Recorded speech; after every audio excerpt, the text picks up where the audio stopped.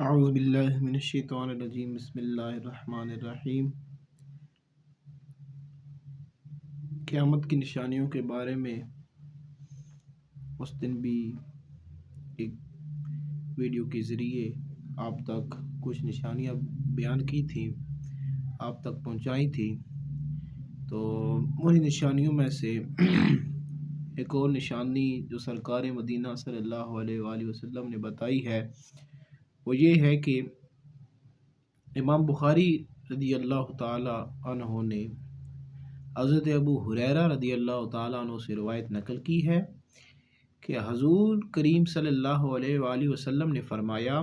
قیامت اس وقت تک قائم نہ ہوگی کہ جب تک لوگ اونچی اونچی عمارتیں نہ بنانے لگے۔ فرمایا کہ قیامت کا قیام اس وقت تک نہ ہوگا کہ جب تک لوگ اونچی اونچی عمارتیں نہ بنا لیں، اور اس وقت تک قیامت قائم نہ ہوگی کہ جب تک دو بڑے بڑے عظیم گروہوں میں آپس میں جنگ نہ ہو، دونوں کا دعویٰ ایک ہی ہو جائے گا، فتنے کثرت سے برپا ہونے لگیں گے اور کثرت سے قتل ہوں گے۔ یعنی جب قیامت قریب ہوگی تو اس سے پہلے کثرت سے قتل ہونے لگیں گے، اور اس وقت تک قیامت قائم نہ ہوگی جب تک 30 جھوٹے دجال ظاہر نہ ہو جائے، اور ان میں سے ہر ایک یہ کہتا ہو کہ وہ اللہ کا رسول ہے۔ اور اس طرح اس وقت تک قیامت نہ آئے گی جب تک ایک شخص قبر سے گزرے گا اور قبر کو دیکھ کر آرزو کرے گا کاش یہ میری قبر ہوتی۔ آج کل کی بلند و بالا کئی منزلہ عمارتیں، دفاتر، پلازا اس بات کا ثبوت ہے کہ تقریباً مندرجہ بالا تمام آثار ظاہر ہو چکے ہیں۔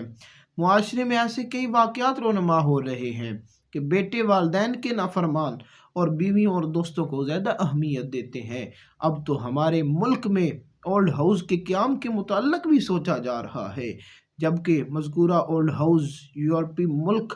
اور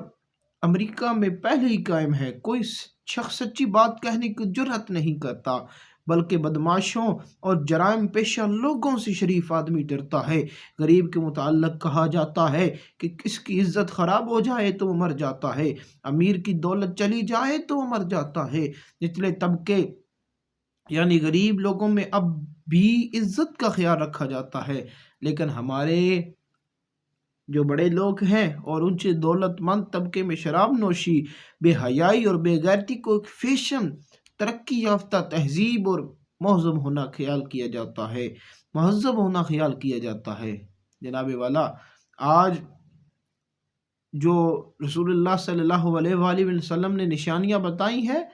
ان میں سے 20 نشانیاں ایسی ہیں، کئی ایسی نشانیاں ہیں جو تقریباً پوری ہو گئی ہے، اور جو حضور علیہ الصلوۃ والسلام نے اور اس نشانیاں بتائیں ان میں سے ایک یہ بھی ہے۔ حضرت عبداللہ بن عمر رضی اللہ تعالی عنہ فرماتے ہیں کہ حضور علیہ الصلوۃ والسلام نے فرمایا کہ جب تو میری امت کو اس حال میں دیکھیں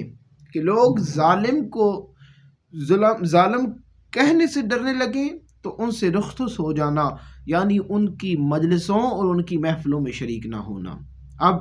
آج کل کے معاشرے میں اگر کوئی بازار یا بس یا ویگن میں کسی بندے کو غلط کام سے، غلط کاری سے روکتا ہے تو پھر چپ سادھ لیتے ہیں، یا پھر ایسے شخص کو بے وقوف سمجھا جاتا ہے جو ان کو منع کر رہا ہو۔ سامعین محترم، اسے غیر ضروری مداخلت گرانا جاتا ہے، یعنی بلکہ ہمارے معاشرے میں آج کل کسی کو راستہ بتانا اور پیسے کھلے دینا بھی گوارا نہیں کیا جاتا، یعنی کسی کی مدد کرنا بھی ہمارے معاشرے میں ختم ہو چکی ہے۔ حالانکہ انسان کی پیدائش کا مقصد عبادت خداوندی اور ایک دوسرے کے کام کانا ہے۔ حضرت عائشہ رضی اللہ تعالیٰ عنہ فرماتی ہیں کہ حضور علیہ الصلوۃ والسلام نے فرمایا، لوگوں،